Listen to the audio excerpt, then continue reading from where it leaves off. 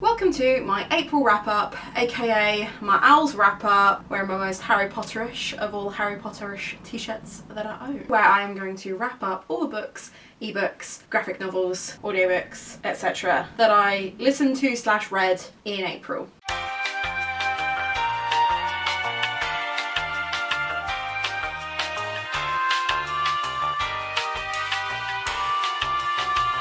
This is potentially really self-congratulatory, but I just wanted to show you the certificates that I made. I posted these on Twitter, but then obviously I made them specifically to go in my reading journal. So I just thought I would show you that I basically stuck them on brown paper, stuck them into my journal. I cut off the edges to make them all nice and neat. I then really haphazardly stuck the brown paper into my notebook, tried to detach all the other stuff. I also made some other bits to go on the other page, and the idea was that I could manage the core pile, which was obviously, I found that through Book Roast. I thought it was a good idea to use core pile, seeing as I was reading a lot of books that were out of my comfort zone, and I wanted to kind of thread it all together, but that's essentially what it looked like. So I just wanted you to see how everything looks in my reading journal. I got most of the prompts for the O.W.L.s done. There were only 3 that I did not achieve. So we'll start with the negativity and we'll end on a high, hopefully. Yeah.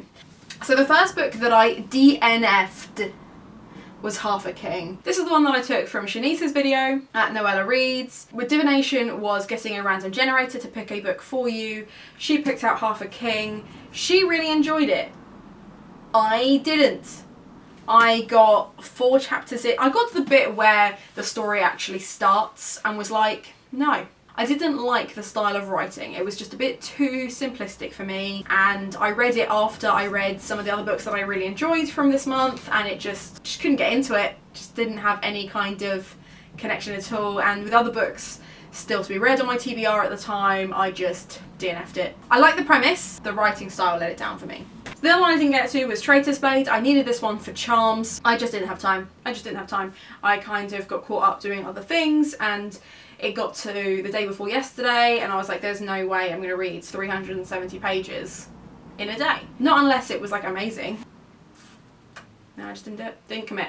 So this will go into my TBR because now that I've got it, I do want to read it, but it just didn't happen. And School Spirits. Sarah, whose recommendation this was, because she chose this for her O.W.L.s. This was meant to be for the History of Magic prompt. Genuinely, every time I bring it up, she's like, I can't believe you chose this book. Actually, I was actually quite looking forward to reading this. It was only 99p from Ave Books, but it arrived 2 days ago.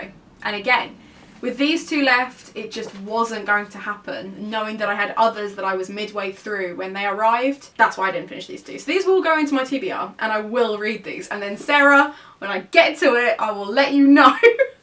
But yeah, so that's the first 3 that I didn't get to. And apparently, everything needs charms. There are only like 4 or 5 careers that didn't need charms. So I don't know if you're allowed to double up. If you are, then I'm fine. If you're allowed to double up, I've managed to cover charms and History of Magic with other books kind of thing. But in which case I've done all of them. If you're not able to double up, there's only like 2 jobs, 2 magical careers. So once I've done the newts, then we'll see which career I'm actually left with, because I'm not holding my breath. I did think about doing this in the order that I read them, but actually, like I said, I think I'm going to start with the ones that I rated lowest and work my way up. My lowest rating, A Curse So Dark and Lonely, which I did as an audiobook, and I did for Transfiguration, because you needed something with shape-shifting, and I hated it. And it was just like Sorcery of Thorns and Serpent and Dove and so many other fantasy romances that I was disappointed in the fact that there's meant to be disability rep because she had cerebral palsy, but other than people talking to her about her limp, it doesn't hinder her in any way.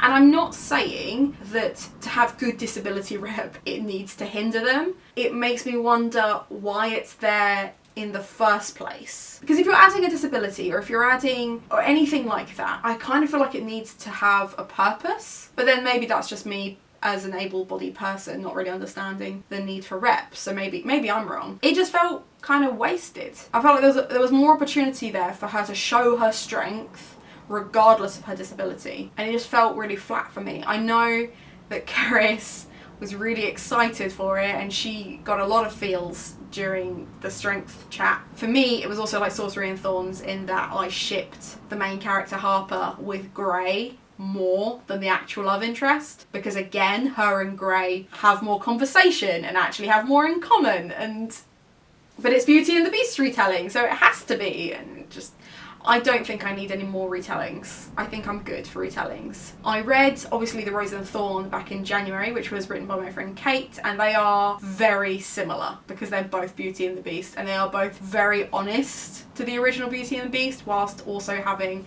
their own flair. So if you did enjoy A Curse So Dark and Lonely and you're looking for something else that's very, very similar, or you want to relive that, please go and buy Kate's A Rose and Thorn. Is it A Rose and Thorn? Something like that. I'll put the link below because I can never remember which way the title goes. I always end up getting it wrong.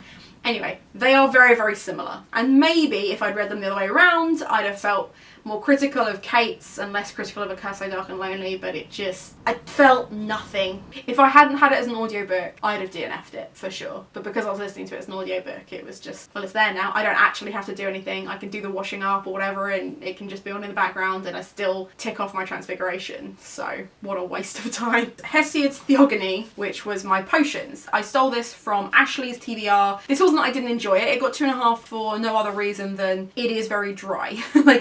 The Theogony is just a list of where everyone came from, but actually it made me laugh in a couple of places, which is why it got a 3 and not just a flat 2. This isn't a book that I'd recommend to people unless they have an interest in Greek mythology, and I do have an interest in Greek mythology. It's not like the Odyssey and the Iliad where it's an actual narrative. The bit that I really enjoyed was how Aphrodite is born. So I'm just going to read you a little bit. If you've ever wondered how Aphrodite was born, this is it. A white foam grew from the immortal flesh. So basically this god had part of his body thrown in, but I don't want to spoil it for you, so he had part of his body thrown in. A white foam grew from the immortal flesh, and in it a girl formed. First she approached highly Cythera, I think that's how you say it. Then from there she came to Seagirt Cyprus, and out stepped a modest and beautiful goddess, and the grass began to grow all around beneath her slender feet. Gods and men called her Aphrodite, because she was formed in foam, and Cytherea, because she approached Cythera, and Cyprus born, because she was born in wave-washed Cyprus, and Genial, because she appeared out of genitals. Hesiod's Theogony, everyone! It's a good read.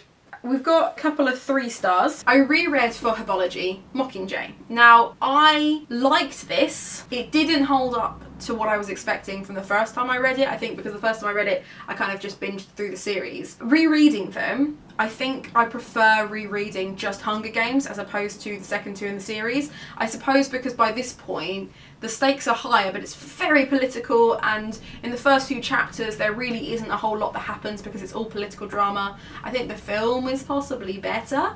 I don't know. But yeah, so I reread that, and because I knew it, I read through it very, very quickly. So it worked quite well when I had loads of other books to read, but I read this as a paperback, and then I watched the film, which was lovely. We also had The Girl Who Drank the Moon, which was my astrology task. Now, if you saw my vlog, you'll know that I tried to read this all in one night. That did not happen. I read it across 3 nights and managed to finish it last night. I did enjoy this. It had a really interesting kind of lyricism to it in the way it's written. It was kind of like literary writing but for kids, except that you can hear the adult voices in it. There's a lot of cynicism. The characters are really well developed, but I just don't know what it was I didn't like about this. It just came out that when I did the core pile for it, it was just okay. There were too many things that I found frustrating about it when I was thinking about them individually. But as a whole, I think there are loads of people out there that are going to read this and enjoy it. With Believeathon coming out next month, if you don't have a book and you need something with a family bond, like a female bond, I know is another one. There is adventure style stuff in this. There's other things. This will tick quite a few of the Believeathon prompts, so if you're struggling for a Believeathon recommendation, I would recommend this, especially if you're someone who doesn't usually read middle grade or children's books, because it has, like I said, quite an adult tone to it, but obviously it has the silliness of a children's book, so it's a nice middle grade. It's in between. But again, I gave that 3 stars. There was nothing wrong with it, it just wasn't, in comparison to the other books I read, it just didn't hold my interest as much. I don't know how into middle grade I am. Like, I very much like my adult and I very much like my YA, so I just don't know if that genre is for me. It's getting to the point now where I'm making sweeping assumptions about this and manga and a whole bunch of other genres. That's how I felt about this one. It was good. It just wasn't mind-blowing, and I think I was hyped for this one, so it was then disappointing when it didn't quite compute. So, as I said, the other 3 stars that I gave was to Children of the Whales. Again, there was nothing specifically wrong with it, I just really struggled with it. I didn't like the pacing of the story. I felt like there was a long time where nothing really happened, and then pages where everything happened all at once. There's an army that rocks up right at the very end, but you're not given a hint as to why they're there, or like what, I don't know,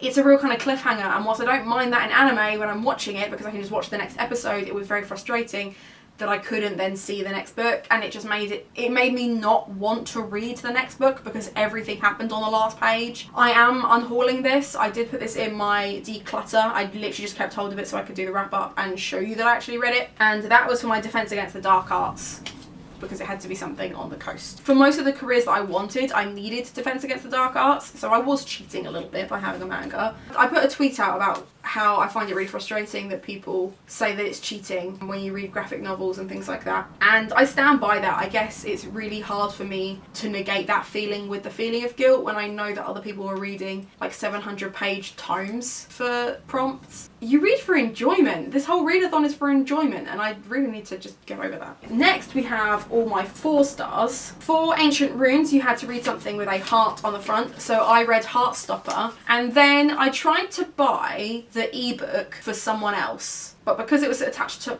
I was trying to like send the Kindle version to someone else because it was on their wish list, but it ended up sending it to my Kindle, which I hadn't intended to do. So I ended up just reading it. So I read volume 1 and volume 2. I read volume 1 as a paperback and volume 2 as an ebook. I prefer volume 2. I feel like as a duology, these books work really well. I didn't like Heartstopper volume 1 as much as I liked Heartstopper volume 2. I feel like the characters in Heartstopper volume 1, I don't know why I'm like stumbling over that so much.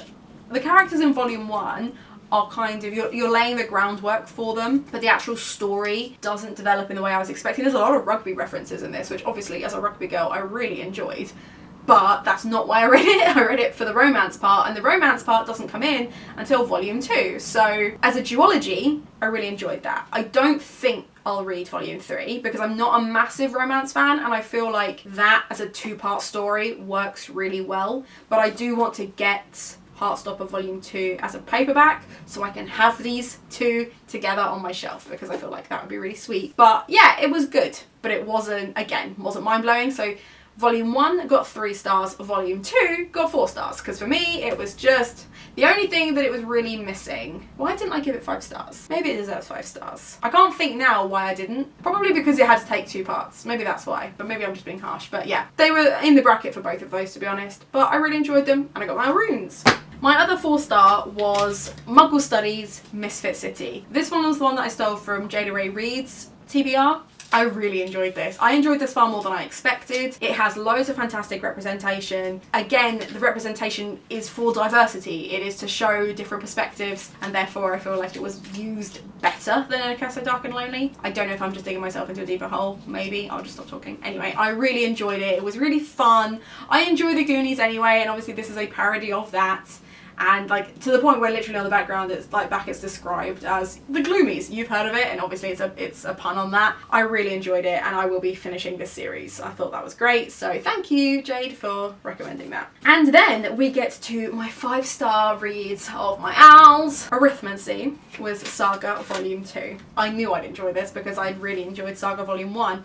If at all possible, this is even better. I actually thought it was fun, it was interesting, there was a ball bag I wasn't expecting. That was a lot, but it was great and I really, really enjoyed it. So I'm glad I picked that up. It was nice to see kind of more background on how the couple got together and why they got together and why they work and why it's going to create conflict in the future. Yeah, it was interesting. I really enjoyed that. That was a fun ride, and that was my arithmancy. So reading something out of your comfort zone. And then the last owl that I actually managed to complete was Care of Magical Creatures, Nevernight. I'm in love. I'm in love. I'm in love with the writing style. I'm in love with the little footnote thing so that you don't have to spend loads of time digging in to the mythology of everything if you don't want to, but you can, it's there, or you can just steamroller through the narrative. I love the main character, I love her snark, I love her understanding of language and the idea, like her whole conversation in the desert about is just like, I love the complexity of the narrative. There were a few times when I was like, I could see what was going to happen and I knew who was going to betray her, and yet it was still written in a way that was just perfect. The flavor, you know what I mean?